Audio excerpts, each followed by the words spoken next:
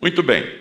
Então, quero chamar a sua atenção para o texto de João capítulo 21, que é um texto de momento igual à pandemia daqueles dias. João capítulo 21, versículos 15 a 23. Diz assim a palavra do Senhor. Depois de terem comido, perguntou Jesus a Simão Pedro: Simão, filho de João, amas-me mais do que esses outros? Ele respondeu: Sim, Senhor, tu sabes que eu te amo. Ele lhe disse: apacenta os meus cordeiros. Tornou a perguntar-lhe pela segunda vez: Simão, filho de João, tu me amas? Ele lhe respondeu: Sim, Senhor, tu sabes que eu te amo. Disse-lhe Jesus: pastoreia as minhas ovelhas. Pela terceira vez, Jesus lhe perguntou: Simão, filho de João, tu me amas? Pedro entristeceu-se por ele ter dito pela terceira vez: tu me amas? E respondeu-lhe: Senhor, tu sabes todas as coisas, tu sabes que eu te amo. Jesus lhe disse: apacenta as minhas ovelhas. Em verdade te digo que quando eras mais moço, tu te cingias a ti mesmo e andavas por onde querias. Contudo, porém, quando fores velho, estenderás as mãos e outro te cingirá e te levará para onde não queres. Disse isto para significar o gênero da morte que Pedro havia de glorificar a Deus. Depois de assim falar, acrescentou-lhe: segue-me. Então Pedro, voltando-se, viu que também o ia seguindo o discípulo a quem Jesus amava, o qual na ceia se reclinara sobre o peito de Jesus, perguntando: Senhor, quem é o traidor? Vendo-o, pois, Pedro perguntou a Jesus: e quanto a este? Jesus respondeu-lhe: se eu quero que ele permaneça até que eu venha, que te importa? Quanto a ti, segue-me. Amém? Amém. Meus irmãos, minhas irmãs, a vida é complicada. Não é fácil para ninguém, notadamente nesse período de tensão. Nós vivemos em um período de tensão constante. Período de muito medo. Esses dias atrás eu estava no Egito, 4 semanas atrás, peguei um elevador no 15º andar do meu hotel, apertei lá, o elevador parou, é um tamanho de um elevador, parecia um elevador de hospital. Quando o elevador, a porta abriu, tinha uma pessoa dentro dele. E eu, querendo entrar. Ele olhou para mim e fez: está lotado. Falei: então tá bom, então eu vou no próximo. Vivemos um mundo de muita tensão, muito medo, não é verdade? Tensão, uma coisa tremenda. Poucas épocas na história humana têm visto esse nível de tensão igual ao que estamos enfrentando nesses últimos anos. Especialmente nesses últimos 2 anos. Mas a tensão não é só gerada pela pandemia que estamos enfrentando. Hoje tem 37 países no mundo em guerra. Ou entre si, ou dentro de si. Como é o caso de Mianmar, como é o caso de Bangladesh, como é o caso da República do Congo. Eu vou nomear, você vai longe. São 37 países dos 198 países do mundo, ou estão em guerra contra outros, ou estão em guerra dentro de si mesmos. Quantas centenas, talvez bilhão de pessoas isso aí representa? Não é fácil. Situação de guerra. A igreja, por outro lado, nunca teve tantas experiências de sofrimento e perseguição como em nossos dias, ao ponto dos historiadores da igreja contemporânea estarem chamando o nosso período, dos últimos 20 anos, da nova época dos mártires. 100 mil cristãos são mortos todos os anos. Isso é calamitoso, calamitoso. A gente aqui não sente muito isso, mas creia-me, eu viajo pelo mundo afora, eu vejo isso. E às vezes eu chego num quarto do hotel, eu choro. Eu me encontro com as pessoas e eu volto no quarto do hotel, eu começo a chorar. Meu Deus, não é possível que alguém mate outro simplesmente por causa da confissão de um nome. As pessoas matam outro porque você não renuncia a um nome. e a pessoa que está por trás desse nome, que é Jesus Cristo. É duro, é tenso. A economia em frangalhos em muitos lugares. E o vírus do corona a infernizar a vida de todos nós. Essa tensão provoca fraturas nas áreas do que a psicologia chama da nossa zona de conforto e segurança, que envolve basicamente 5 áreas: a área pessoal, a área familiar, a área relacional, a área profissional e a área de propósitos, ou proposicional. Uma pessoa que está equilibrada e bem tem que estar de bem nestas áreas da vida. O texto que a gente leu esta manhã nos apresenta uma realidade micro do que está acontecendo no macro, e que estava acontecendo naqueles dias também. Porque ali você tem 7 dos futuros apóstolos, 7 dos futuros apóstolos, com as suas áreas de pertencimento e de equilíbrio estraçalhadas pelo que tinha acontecido nos dias anteriores. Muito futuro, todos tensos, todos complicados. Você tinha a área pessoal daquelas pessoas, e em particular de Pedro, devia estar horrível, porque se acusavam mutuamente. Nós negamos o mestre. Imagina Pedro da Galileia, norte da Galileia, com muita zona agrícola, muita criação de animais, devia ter muito galo, o bicho tremia o tempo todo, bastava um galo cantar. Neguei Jesus 3 vezes. Pessoalmente, o indivíduo se sentindo um zero à esquerda. Profissionalmente, imagina, todos aqueles 7 que estavam ali pescando no Mar da Galileia eram pescadores especialistas. O Mar da Galileia só tem 22 quilômetros por 10, na parte mais ampla de largura. Então, um bom pescador sabe exatamente onde pega o peixe. Os caras pescaram a noite inteira e nada. Depois de 3 anos seguindo Jesus, esqueceram a profissão. Deu em nada. Fracasso total. Relacionalmente, eles tinham traído o melhor amigo, Jesus. Um zero à esquerda, cada um deles estava se sentindo. Familiarmente, eu imagino o drama deles voltando para casa sem nada. E a mulher lá, como é que é? Nem peixe você traz mais, infeliz. Só faz menino, porque as famílias eram grandes, né? E não consegue cuidar. Volta de mão abanando para Cafarnaum. Situação muito complicada. E proposicionalmente, o que vai ser da nossa vida? Agora, o que será de mim? Aonde eu tinha colocado as minhas esperanças, deu com burro na água. Eu conheci um indivíduo esses dias que uma semana antes do brasileiro aqui nos Estados Unidos, uma semana antes do lockdown, ele abriu o restaurante dele, pôs todas as suas finanças, todas as suas esperanças, todos os seus ideais naquilo ali, o seu futuro, e agora fechou tudo. E agora? A única coisa que continua vindo é conta para pagar. E o que vamos fazer? Qual será o meu futuro?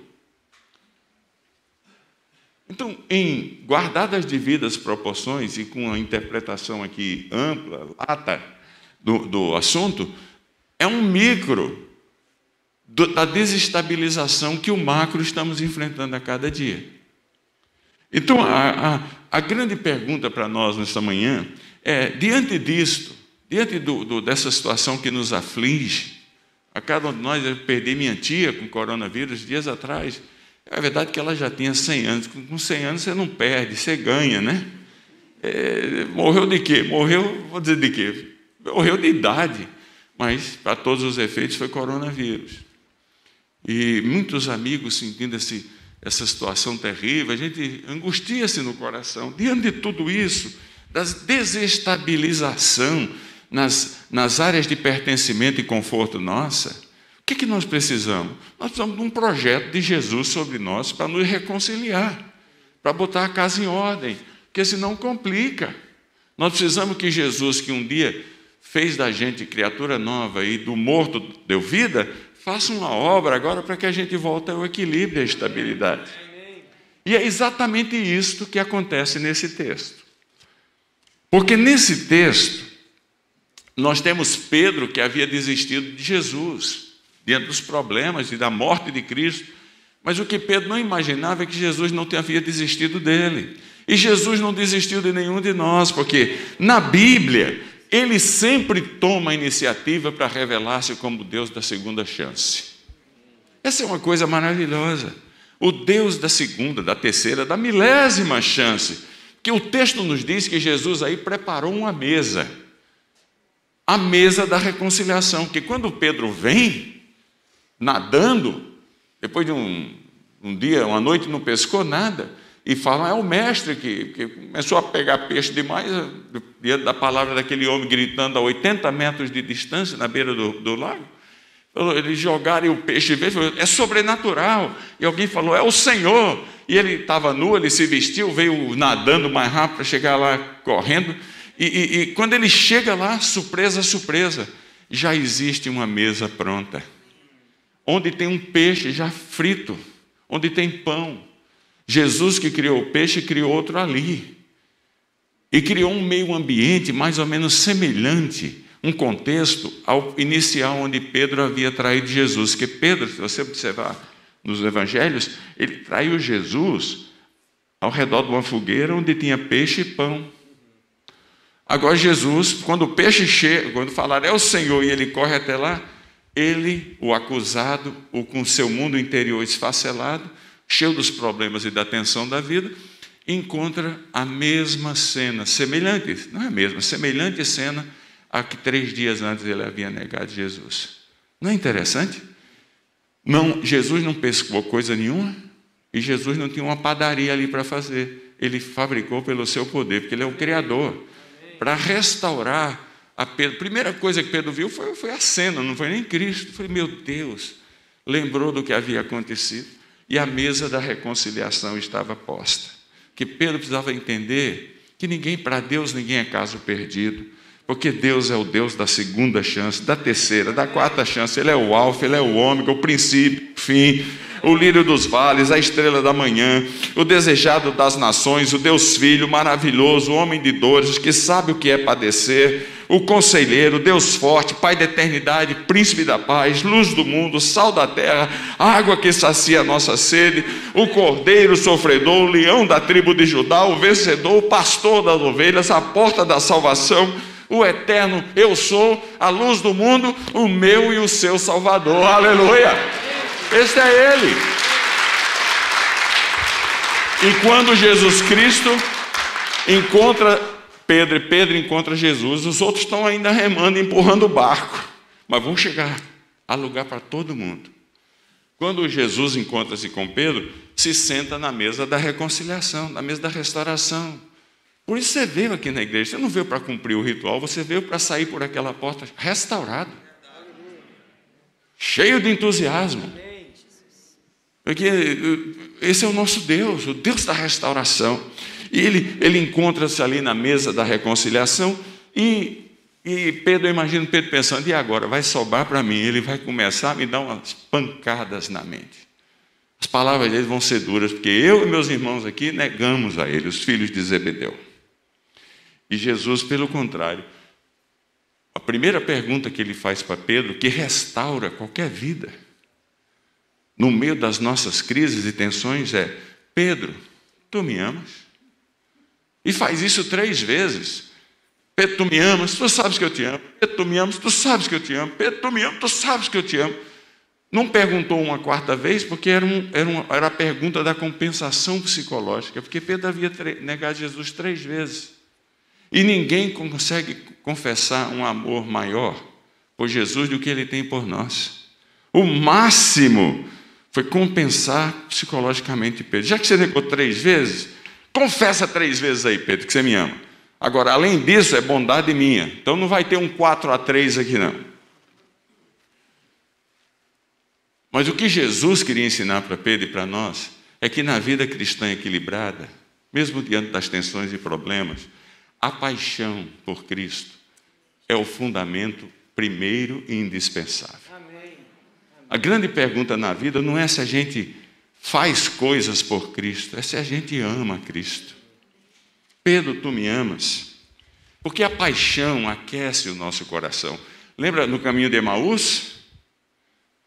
Ah, era o mestre, depois da ceia, Jesus sai. Como é que você fala que era o mestre? Você não sentiu o coração aquecido? A paixão aquece. Vede como ardia o nosso coração.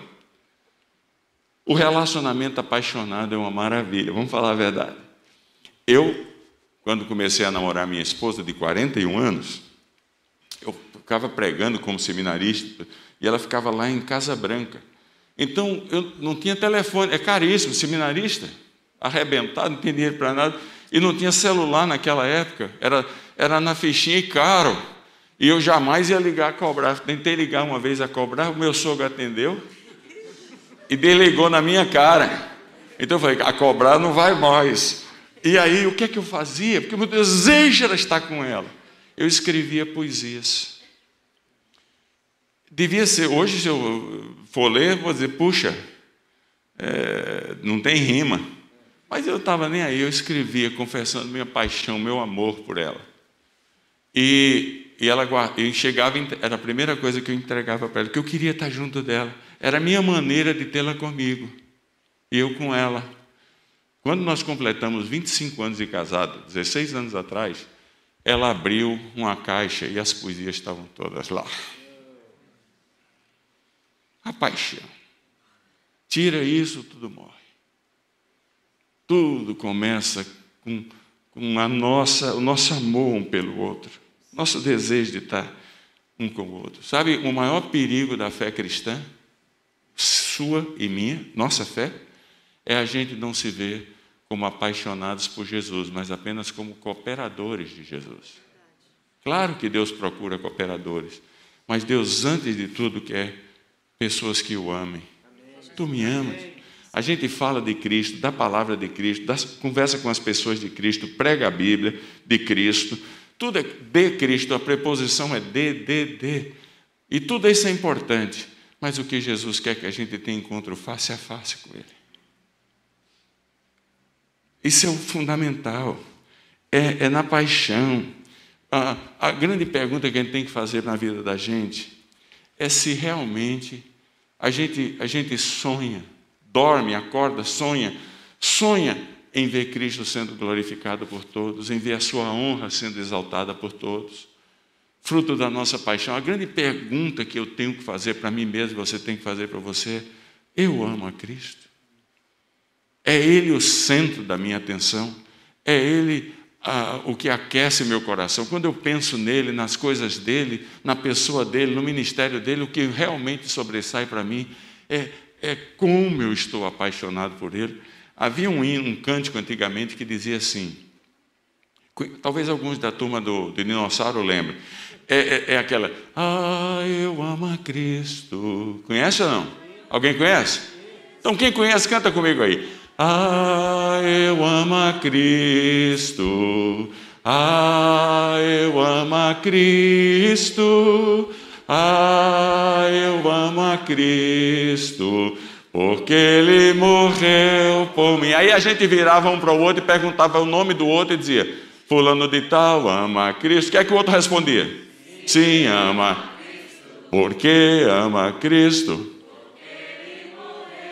E nós vamos fazer esse exercício agora aqui, mesmo distante. Nós vamos cantar e você vai perguntar quem está ao seu lado. Pergunta o nome, pergunta se a pessoa ama Cristo. E aí depois a gente canta de volta e todos vamos confessar o nosso amor por Jesus. Amém? Vamos lá? Eu amo a Cristo. Eu amo a Cristo.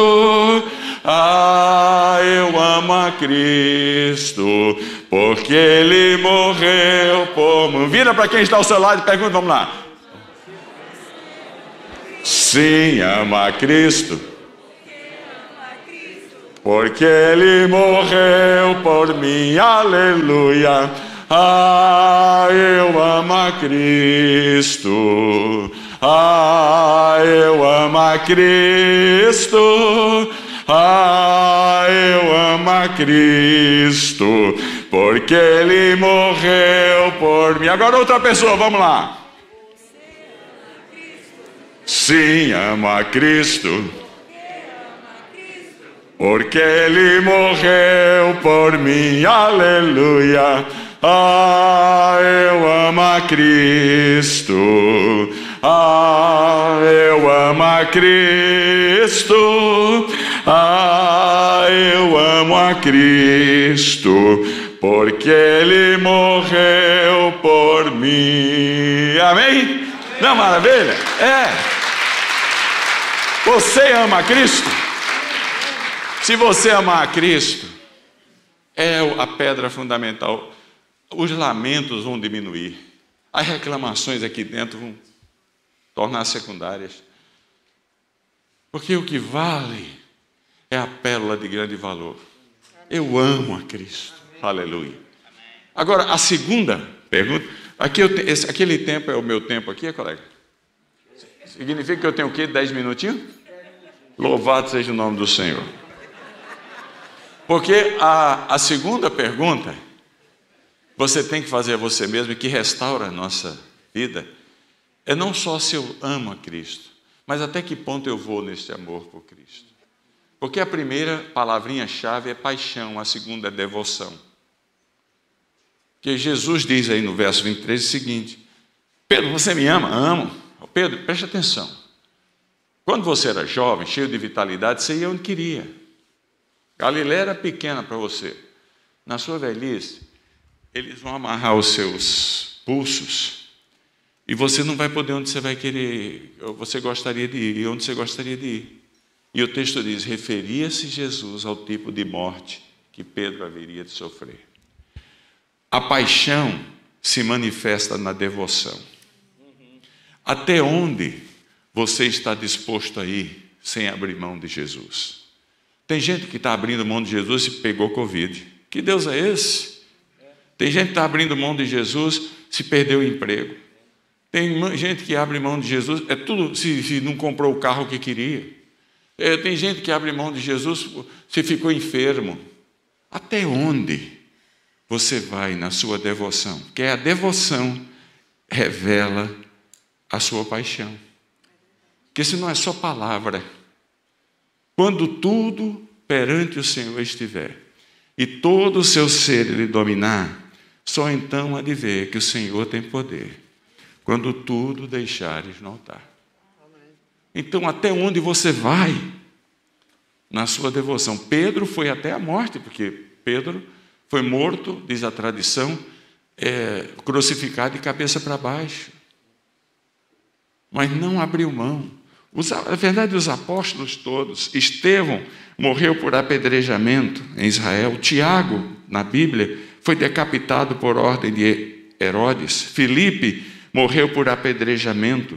Tiago, filho de Alfeu, de acordo com os escritos antigos, foi martirizado aos 99 anos e teve sua cabeça estraçalhada por uma pedra. Barnabé, que cuidou de Paulo, foi torturado, arrastado com uma corda no seu pescoço e depois queimado vivo. Marcos, no ano 70, foi decapitado em Alexandria, o corpo está enterrado lá até hoje. Paulo foi decapitado em Roma. Há uma divisão de opiniões, ou decapitado ou comido pelas feras romanas, mas morreu ali. André foi crucificado numa cruz em forma de X na Acaia. Simão, o zelote, foi crucificado, e assim vai. Claro que ninguém aqui espera e quer que ninguém aqui venha sofrer uma morte horrível como esta, mas é só a nível de comprometimento. Até onde você está disposto a andar para revelar que você ama a Cristo? Devoção. É uma devoção que nos leva a orar mais, a ler mais a Bíblia, a buscar mais a santidade, porque se a gente ama, a gente quer agradar o nosso amado. Quem ama é um devoto do enamorado. Só pensa em fazer a vontade do seu amado que o enviou. Uma vez eu levei um grupo de adolescentes quando eu era seminarista, a pregar na favela mais violenta de Recife, de Olinda, chamada Coque. Só entrava nela por uma pontezinha de madeira. Mal estou lá, num lugar coberto, chega o filho do chefe da gangue, do dono da favela, com os milicianos tudo armado, e eu cheio de adolescente lá. eu pensei que a minha vida tinha acabado. E sentou no banquinho lá, e eu tinha preparado um sermão sobre o inferno. E agora, vai ou não vai? Falei, mas já que eu preparei, vai acabar por aqui, eu vou descascar o verbo. E preguei lá em Lucas 16 sobre o inferno. Mandei ver, lugar de horrível, de separação, lamento, aquele negócio e tal. Estava eu entusiasmado pregando, não é que o filho do chefe da favela, do tráfico de droga, dá um grito e fala, para. Eu falei, ai Jesus. E eu falei, mas para por quê? O que houve? Falou, eu estou me vendo caindo aqui, você está falando, eu estou me vendo caindo nesse lugar horrível. Para. Aí ele, eu não posso parar, eu tenho que continuar. Ele falou, mas tem esperança para mim. O nome dele era Marcos Coca. O Coca, obviamente, porque era o homem da cocaína. E ele tem esperança para mim. Eu falei, essa é o que eu queria, mas eu desgastei aquele ali, botei para quebrar, fiz o apelo e lá vem o Marcos Coca aceitando a Cristo naquele momento. No dia seguinte, eu estou na minha casa, apartamentozinho no jardim, a casa caiada, Olinda, onde fui morar com minha esposa, e não é quem é que bate na porta. Eu nunca falei para ele que morava ali. Esses caras têm noção de tudo. Bateu na porta, era o Marcos Coca. Eu falei, meu Deus do céu. Eu abro a porta, porque eu não sou louco. E quando abri a porta, ele entra, pedi para ele sentar. Falei, fala, Marcos. Ele falou, eu vim aqui para dizer que foi sério a minha decisão, eu vou seguir a Cristo.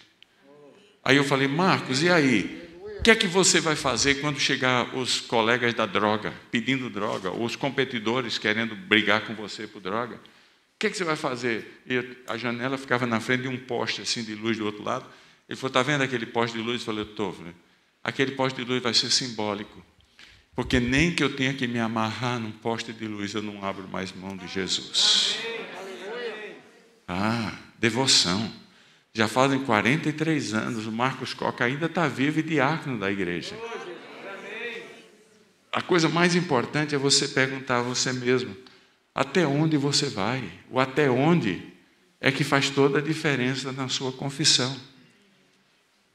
Quando mataram aqueles 23 jovens lá na Líbia, cristãos, cortaram a cabeça deles, eu encontrei a mãe de 2 deles.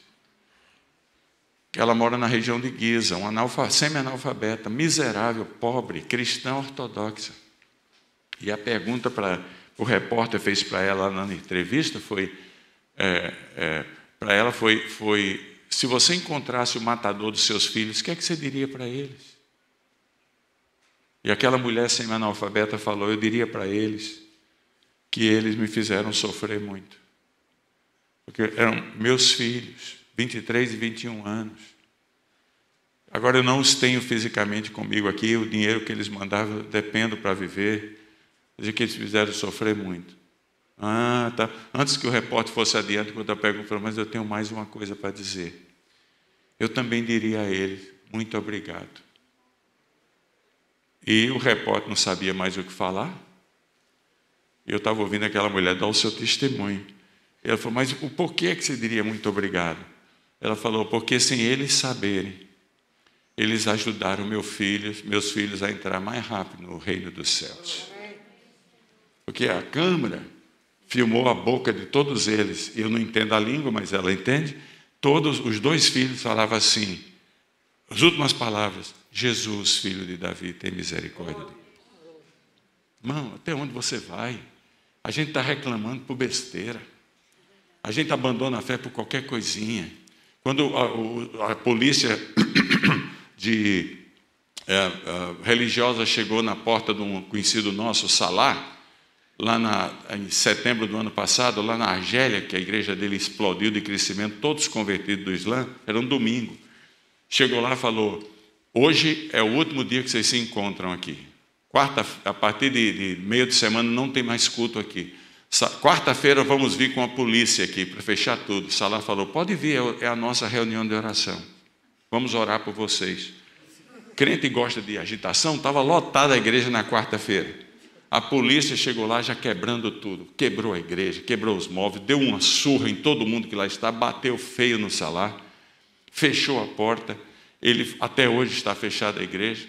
Ele foi para a porta, os degraus da igreja e gritou para o mundo inteiro: vocês podem fechar nossas portas de igreja, mas vocês não têm competência para fechar as portas do nosso coração. Até onde você vai na sua devoção a Cristo? Até onde? Concluindo, Jesus fala: Pedro, tu me amas, tu sabes que eu te amo. Pedro, você vai ser testado nisso aí até morrer. Pedro, já que você vai ser testado e você confessou que a sua paixão é marcada pela devoção, então eu posso dizer uma coisa para você agora, Pedro: apacenta as minhas ovelhas. Porque na ordem de Jesus, a paixão é seguida pela devoção, e só então vem a produção. Na vida da gente, a gente pensa que o importante é dar fruto, produzir. É muito importante, porque Jesus mandou a gente dar fruto, mas fruto sem o amor a Cristo e a devoção a Cristo é apenas fruto de manutenção de uma instituição. Na perspectiva de Deus, a ordem é o PDP: paixão, devoção e produção. Porque cuidar dos outros, que é a grande marca da pandemia, onde todo mundo está trancado, onde as igrejas não podem ter toda a liberdade de reunir em muitas partes do mundo, o que está sobrevivendo aos cristãos, além dessas coisas que já tratamos, é o grupo de abnegados que descobrem que a gente existe para cuidar uns dos outros. É a mutualidade, todo mundo é pastor de alguém, todo mundo é pastoreado por alguém. Apacenta as minhas ovelhas, cuida de alguém, são os atos de amor. É assim que a gente vai caminhando para frente. Eu quero terminar com um caso que aconteceu em Bérgamo, na Itália, recentemente. Uma amiga nossa, a pastora Roseli, uma ex-freira, maior igreja da Itália. Ela está lá em Milão e pertinho de lá está Bérgamo, e um velhinho, pastor de 72 anos, foi internado com Covid em Bérgamo, na ala dos covidianos. Ficou lá 7 dias. E naqueles 7 dias, naquela ala, onde ele podia se locomover, onde todo mundo estava com sintomas leves, ele começou um pequeno grupo, uma célula, pregando o evangelho todos os dias para as pessoas, cama por cama. A coisa complicou para ele. Ele foi para a área semi-intensiva, aonde ficou na cama, mas não ficou entubado ainda. Ele ficou lá mais 5 dias. No 3º dia já tinha começado um pequeno grupo com os médicos e enfermeiros. Complicou, entubaram e 3 dias depois ele morreu. No enterro dele, só podia ir 10 pessoas. Quem fez o enterro foi a Roseli. Mas estava lá um médico da equipe da unidade de tratamento intensivo. E após o enterro, o médico chegou para ele e falou: eu gostaria de dizer uma coisa. Eu, pois não. Esse homem impactou nossas vidas. As palavras e as orações dele podem não ter mudado a sorte dele, ele morreu, mas transformaram as nossas vidas. Que vai valer no final das contas, esse fruto da nossa paixão e da nossa devoção, nós produzimos frutos que glorificam a Deus e transformam as pessoas. Hoje é o dia da reconciliação, da vida, das coisas importantes colocadas nos lugares certos, dos pontos colocados no i correto. Porque senão a gente continua levando uma vida horrível, desbalançada. Antônio, Maria, José, João, você me ama? Você está pronto a demonstrar que você me ama até as últimas consequências? Cuide uns dos outros, para que a gente passe por esse mar e vitória seja alcançada para a glória de Deus. Que Deus nos abençoe. Amém.